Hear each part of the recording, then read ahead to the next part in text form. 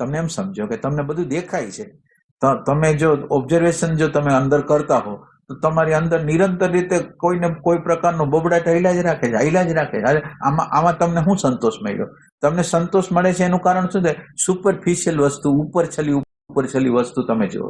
ઉપરછલી એટલે હું થોડીક શાંતિ આવી, થોડોક આનંદ આવ્યો, પણ આ શાંતિ આનંદની હારે હારે વિચારની એક બીજી ધારા છે, અંદર બબડાટની એક ધારા છે. કાંઈ ને કાંઈ બોયલા જ રાખે, અંદર બબડાટ નિરંતર હાલે. તો આ પ્રોબ્લેમ નથી મારો. કલ્પનાઓ, ડે ડ્રીમિંગો, બફરો, જસ્ટિફિકેશનો, નેગેટિવિટીઓ, કાંઈ કારણ નથી અને નેગેટિવિટી આવવા માંડે. કોઈ પ્રસંગ યાદ આવે, નેગેટિવિટી આવવા. તો તમને સુખ થવું જોઈએ કે દુઃખ થવું જોઈએ? તમે જ સમજો. આધ્યાત્મની અંદર બધા લોકો એમ સમજે છે કે આધ્યાત્મમાં જાય એટલે સુખ થાય છે, પણ શરૂઆતની અંદર દુઃખ, અવ્યવસ્થા, અરાજકતા એટલી બધી લાગે અને તમને એવું લાગે કે હું આ પામી કરી નહીં શકું, આ મારાથી થઈ શકે એવું નથી, એવો અહેસાસ છે ને, ત્યાંથી આધ્યાત્મની યાત્રા છે. આ તો હું કરી શકીશ આમ એવું લાગે છે. અને પાછું હસતા ખાતા પીતા બધાય રે હળતા મળતા કોઈ દુઃખ વગરની સ્થિતિ દ્વારા આપણને આ જોઈ છે. એ કેવી રીતે?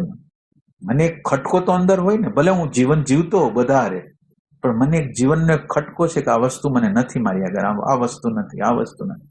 આ મારો ખટકો ચાલુ રહે છે. તો ખટકો નથી તો હવે આગળ કેવી રીતે જવું? તમે જ વિચાર કરો, જમ્પ કેવી રીતે મારો? અને આ જમ્પ છે એ પ્રેમ દ્વારા જ લાગશે. હવે તમે અહીંયા હવે આ જગ્યાએ તમે કંઈ કરી શકો એમ નથી.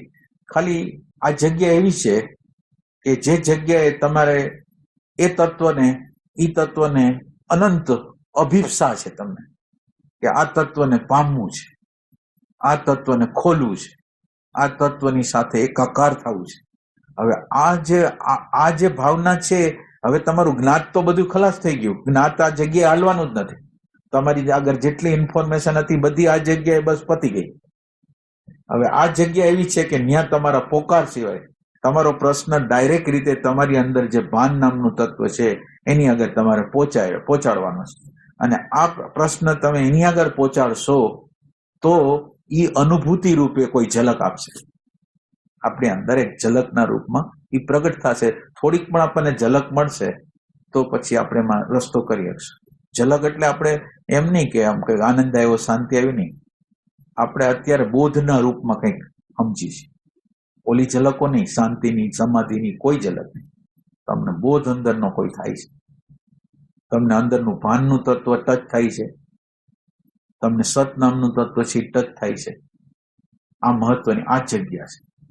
એટલે આ ફેક થી ટ્રુથ તરફની યાત્રા છે.